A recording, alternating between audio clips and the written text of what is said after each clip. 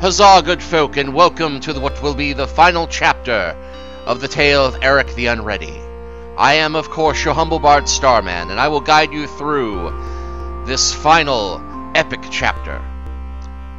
Okay.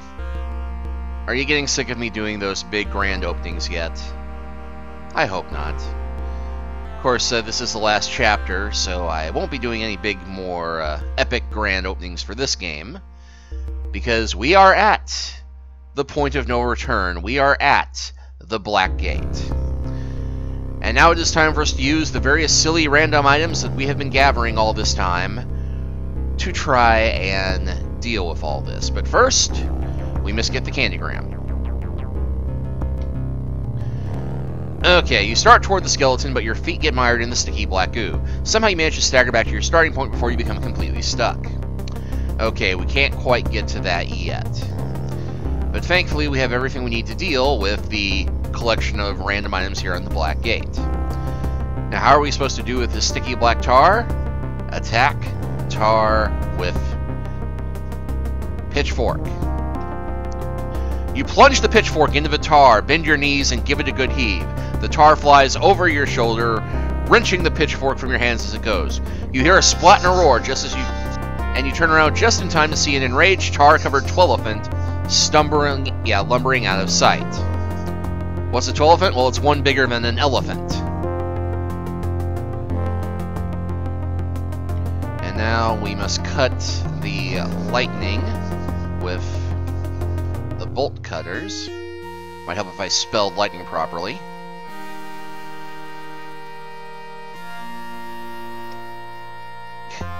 Still couldn't spell it. Cut.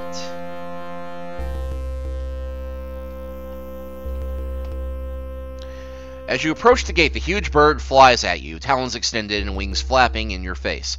The creature drives you back to where you were standing before, and it resumes its perch on top of the gate.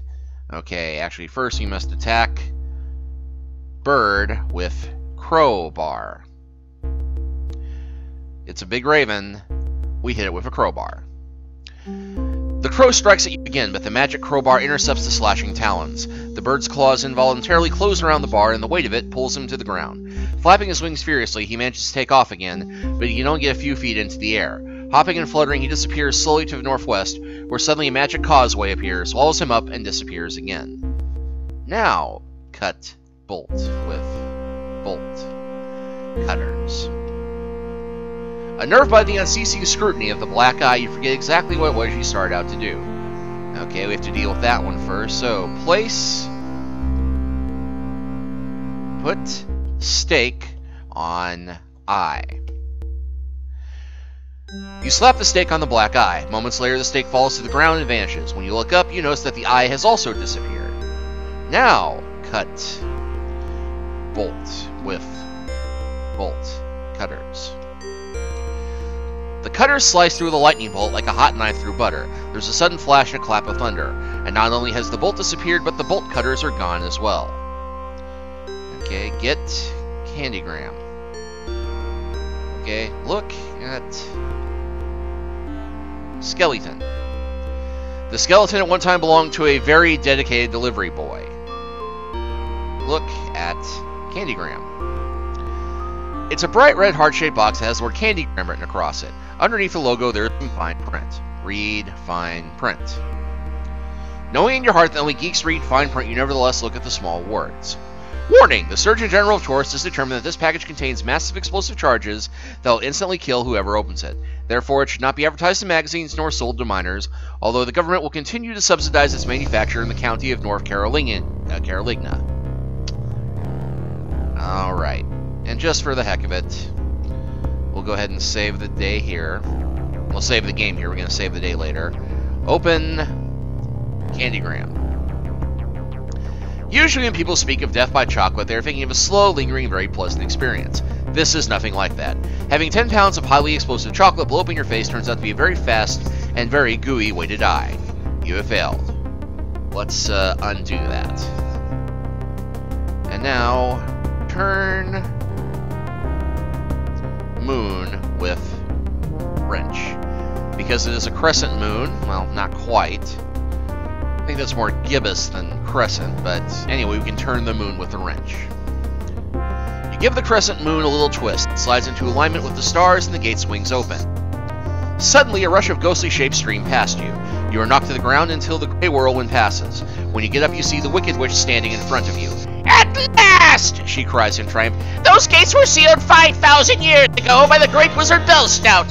He scattered the keys across Taurus so they could never be assembled again. But you have found them and opened the gates so that all of the evil of the other side may be free to roam Taurus for as long as my castle stands." She throws her head back and lets out a loud, screaming cackle. The small voice in your head says, "Oops." The witch snaps her fingers, and you suddenly find yourself in a turret room of her castle.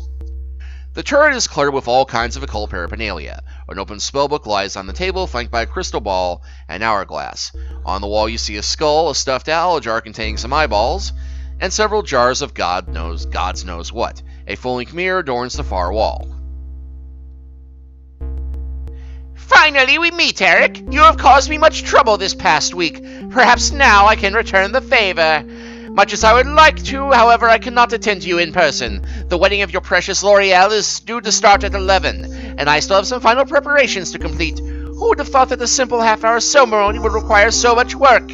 I'd love for you to participate in the nuptials, Eric, but it's considered bad luck for dead men to come to weddings, and by the time the ceremony starts, you will most definitely be deceased." The witch turns over a large hourglass and intones in a portentous voice. "When the last grain of sand through this glass has sped, Eric the Unready, you shall at last be dead."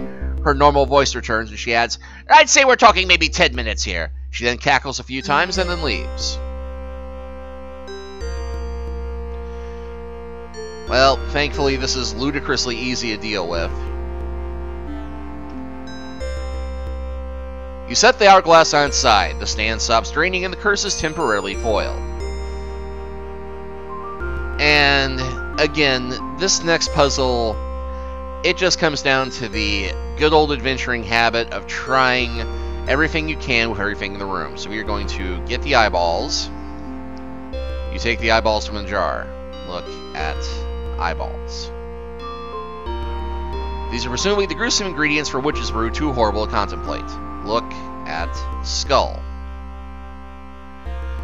It looks the same as all the other skulls you've ever seen on a wall in a turret of an evil witch's castle when your life, the life of a princess, and the fate of a kingdom lie in your hands. Okay?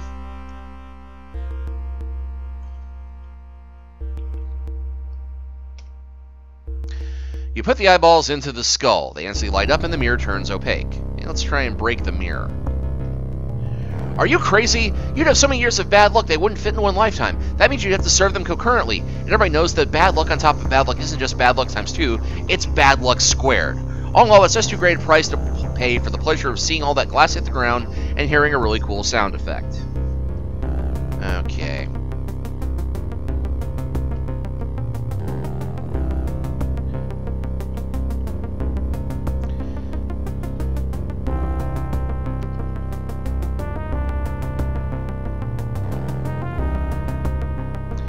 Okay, and we can't actually do anything with the book.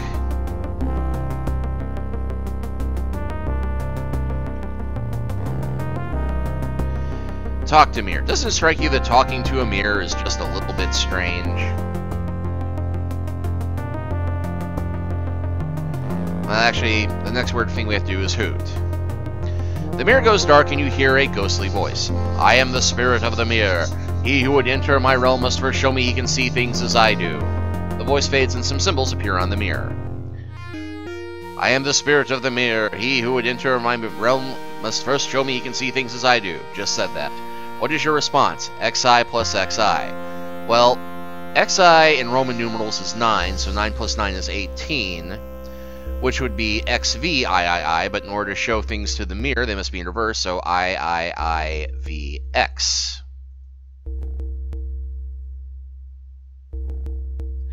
The mirror becomes clear and you can see through it into a dark passageway beyond.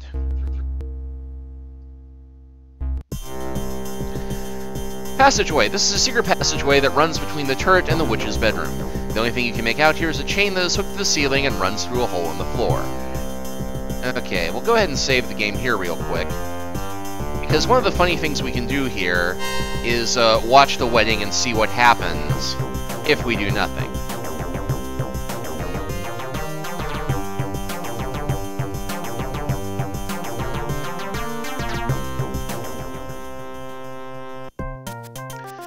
You hear some voices in the room below. Peering through the hole in the floor, you get a bird's eye view of the wedding ceremony.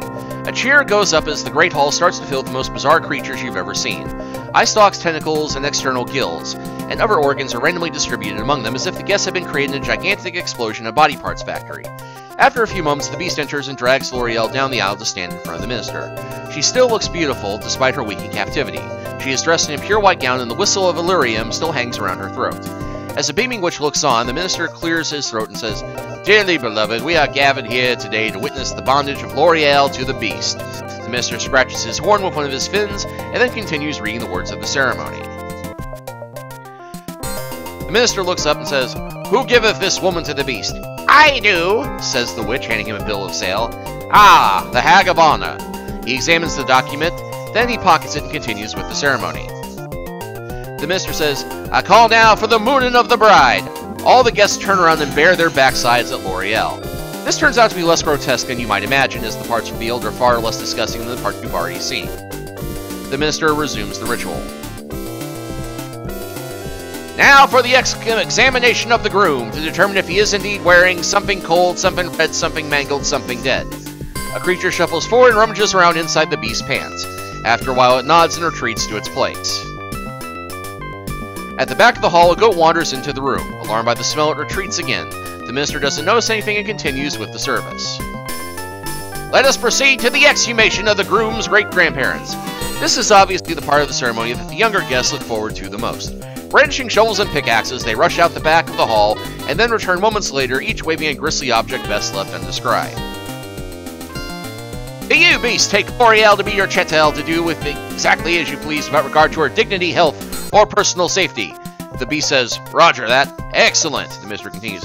"And do you, Lorealle, consent to subjugate yourself to the beast, forsaking all individuality, abandoning all hope of personal fulfillment, and dooming yourself to a life of unending drudgery that will make your very existence a living hell?" "If it weren't beneath my dignity," replies Lorealle, "I'd tell you to crawl back into whatever maggot-infested hole you slivered out of this morning, and take Mr. Pustule and his mutant plasm pals with you. Fortunately for you, however, I'm constrained by my good breeding to answer merely that I would rather rot in the cesspits of Castria for all eternity than to be married to this loathsome creature." The minister blinks and says, "I'll take that as a yes."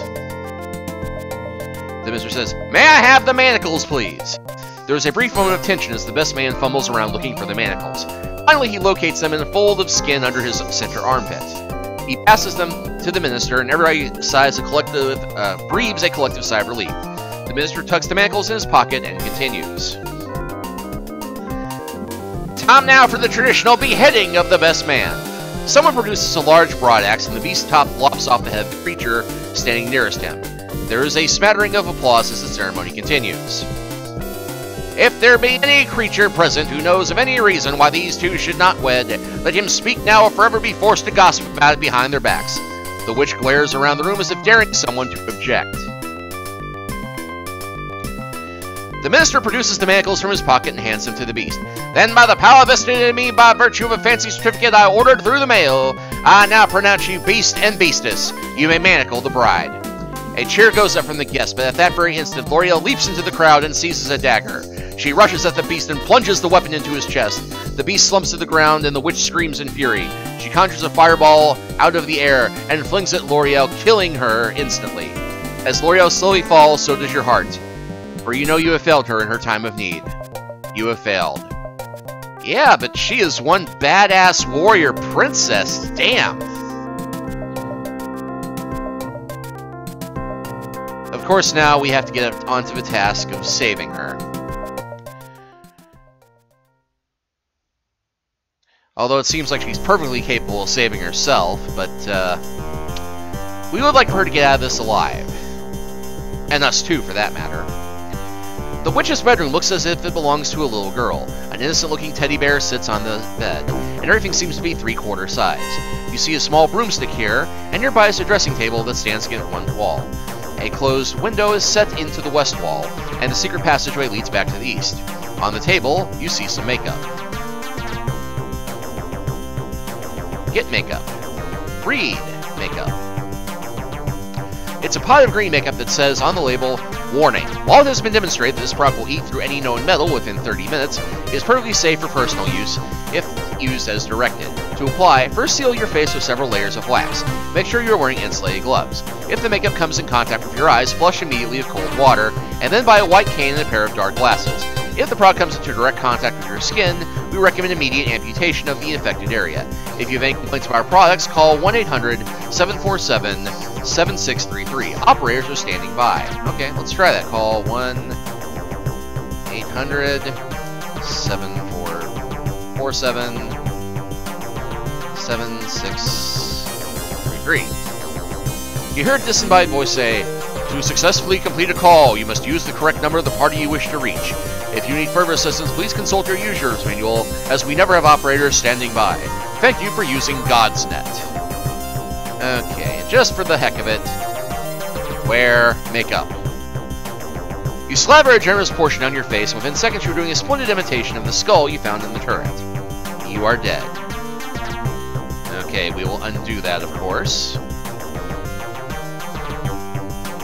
A bearded man with a heavy accent appears out of nowhere and says, "Und so, we see you have repressed your desires to lie with the witch. Do not give in to them, my boy." You blink your eyes and the man is gone. It's just that little stuffed animal, harmless, innocent, not worth your attention at all. A low growl comes from the throat of the bear. You quickly pull back and revise your opinion of its innocence. It's a ferocious, man-eating, possessed creature that is more dangerous than anything you have faced on your journey. Alright, let's try to... An interior design imp pops into view and says, "You have no idea how hard I worked just to get this look. Please don't spoil it by messing with the curtains." The imp holds a couple of wallpaper samples up next to the curtains and shakes very quietly, and then disappears.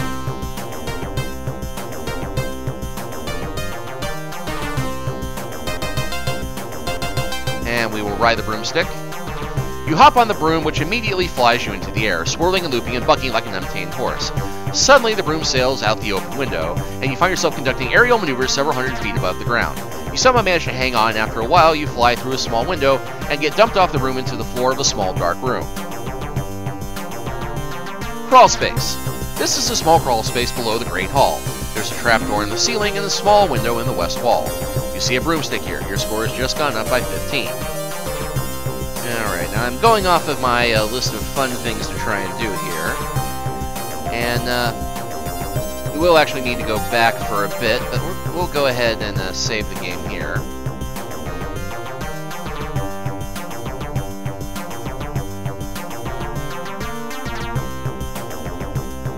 Okay, open trapdoor.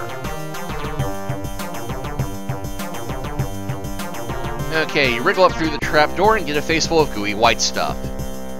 Bite your tongue. You wriggle up some more and discover that you are inside a giant cake. You nibble away enough of the cake to get a look at your surrounding. You're in the Great Hall of the Witch's Castle, hiding in Princess Lorealle's wedding cake. This will give you an excellent vantage point from which to view the wedding ceremony.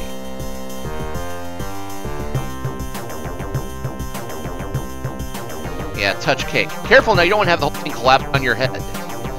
Yeah, just touch something in the wedding and before the wedding. Okay, well, let's go ahead and wait.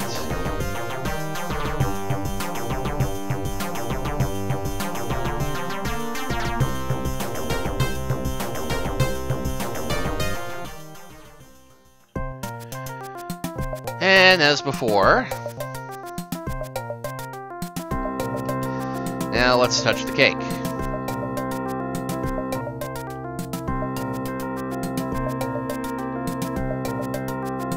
You nibble off a tiny piece. Good.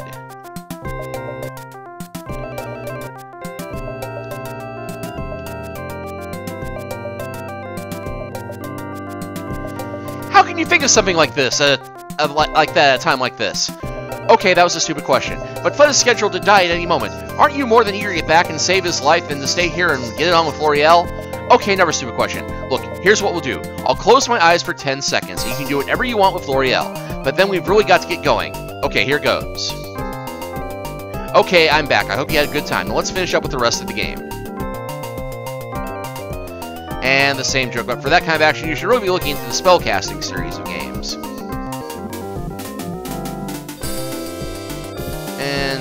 let's see. Let's try touching. You foolishly draw attention to yourself. The beast thrusts a massive claw right through the cake, grabs you by the throat, and hauls you out. You dangle helplessly for a few moments while he fumbles in the pocket of his tuxedo. He then produces a bottle of Adventurer Helper, sprinkles a liberal amount on you, unhinges his jaw, and swallows you whole. You lose consciousness about a third of the way down, which is just as well given the kind of gastric juices that are down his stomach waiting for you. And I'll go ahead and undo that. And now it says to try mooning the beast. Ever the polite wedding guest, you bare your butt. Fortunately, no one can see you hiding in the cake, so you get to live for a few turns. I'll bet you're loads of fun at traffic lights, too.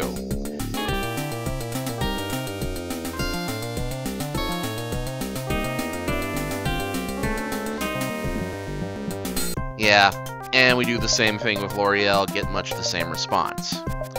Okay, let's show makeup to Beast. You poke your head out of the cake and say, "Take a look at this, you ugly pile of dung!" Yeah, that was my Dudley Do-Right voice, kinda like that one. The Beast rolls you up into a little ball and slam dunks you into the floor. He then uses what's left of you in a quick game of 3-on-3 with his groomsmen, but by then you're too dead to care. Undo.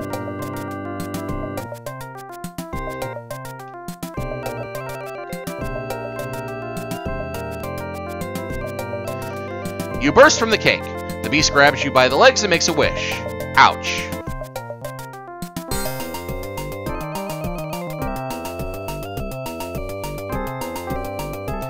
You leap out of the cake and wave the makeup under the witch's nose.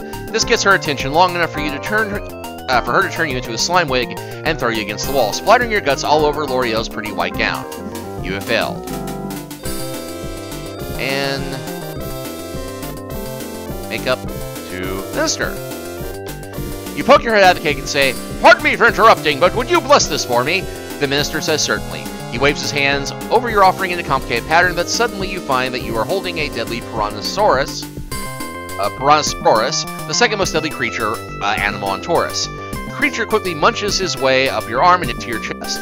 You then lose track of its movements, but moments later, you rather suspect the reason that your head is falling to the ground so rapidly is that there's nothing left underneath to hold it up. You have failed. Well, that was impressive.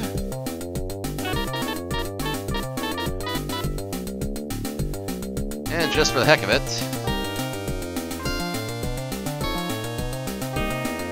you foolishly draw attention to yourself. Okay. Well, that actually runs through my silly list of things to try that are not on the official list of silly things to try. Or, yeah, the official silly list. So let's get on with it and get to the actual ending of this game.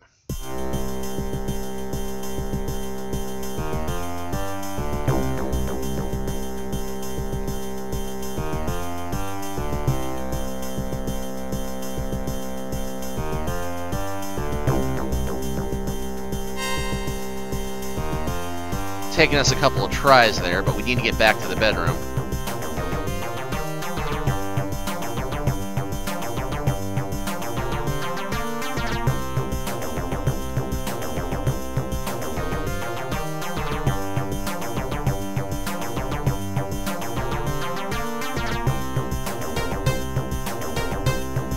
And you know, I'm going to go for full dramatic effect on this.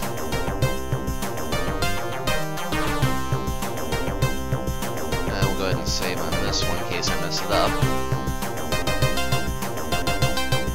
Because what we need to do with this corrosive makeup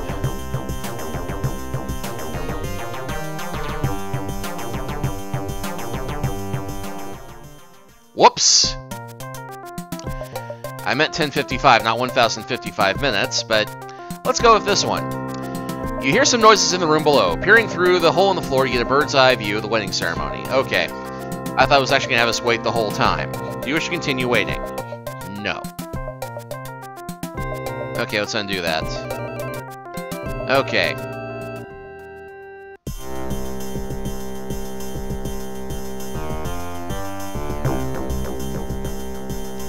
Now, if I've timed this right, that should dissolve the chain just when we get to the no objections part.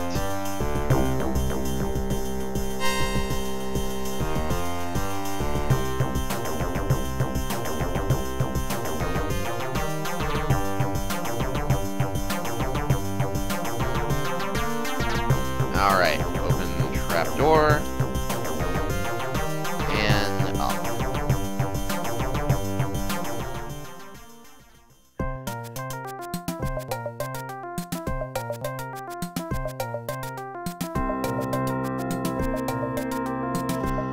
And we've been through all this already, so... And just to be ultra safe...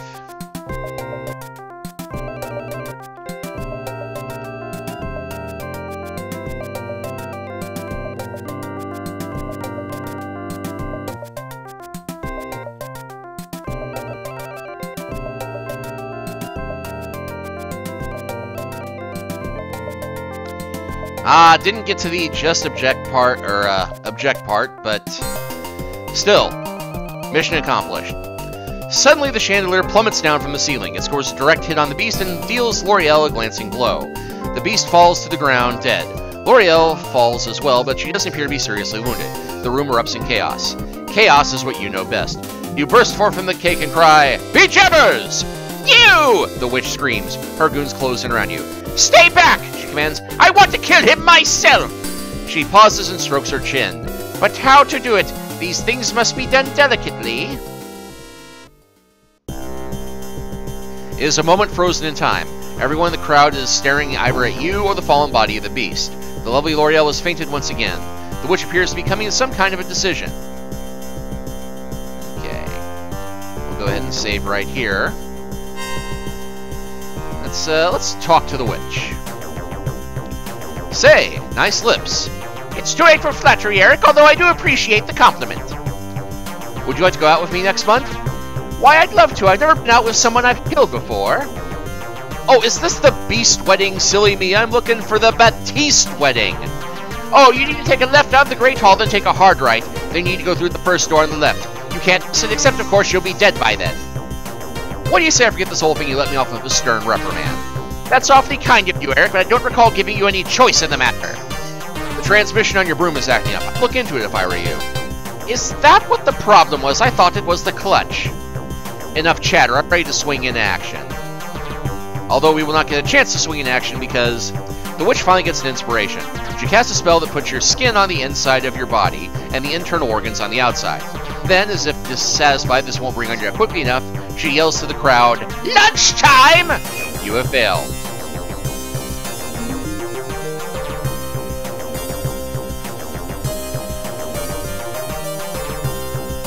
And also suggested, there was one more thing on the list, show something to Lorealle when she's unconscious. Lorealle doesn't rouse herself from her faint. Then she doesn't leap to her feet and wrap her arms around you and say, "My hero." After that, she doesn't give you a passionate kiss that makes the earth move and the stars quiver. Okay. Of course, what we're supposed to do is give the candygram to the witch. Although, actually, just for the fun of it, let's show candygram to beast. The beast looks about as impressed as dead creatures usually are when you wave things in front of their faces. And just for the heck of it, the minister says, "Oh no, really, I don't accept presents from people who are about to get turned into small, loathsome creatures."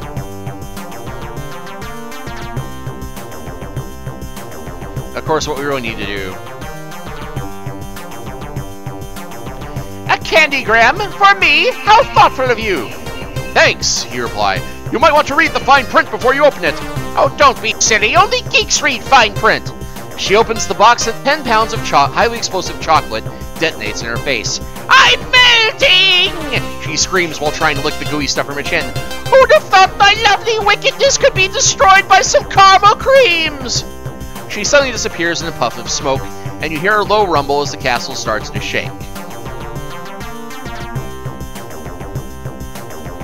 Ever so tenderly, you gather the unconscious girl into your arms. Pieces of the castle are falling all around you. Out. You race from the castle and make a mad dash for freedom. You are aided in this effort by an explosion from behind which picks you up as if you were a ragdoll, and then dumps you outside the black gate. Even though it is daytime, this is still a gloomy place. The ground here is littered with decaying grocery bags full of moldering goods. A cobweb skeleton sits with its back to the gate. Suddenly, you are caught up in a whirlwind of gray shapes. All the evil creatures who had escaped earlier in the day are streaming past you, screeching madly as they are sucked against their will back into the castle. As the last of them disappears, the castle walls start to cave in. The towers and turrets seem to fall in slow motion as if a giant hand was grinding them back into the earth. You hear one final cataclysmic explosion, and then silence. All that remains of the castle is a pile of smoldering ruins. Let's even close the gate. You can't seem to budge the heavy gate. Look at castle. The castle is a smoldering ruins, a wreckage, a mere shadow of its former self.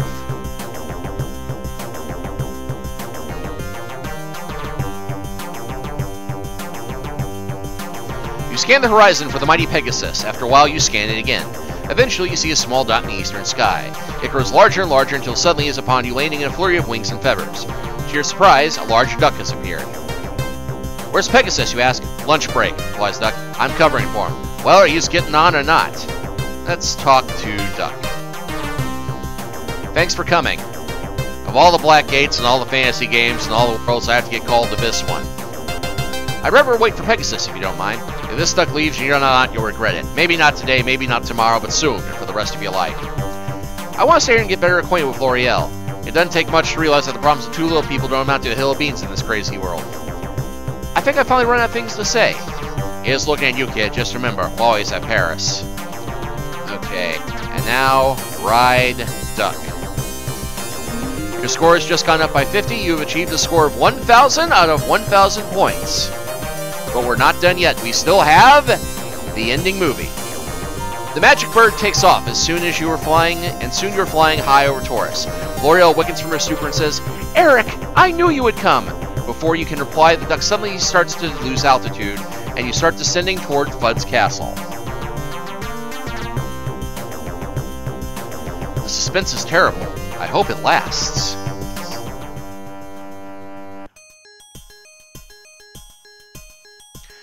The thrones of Fudd and Morgana have been set on a platform outside the castle in front of a large crowd.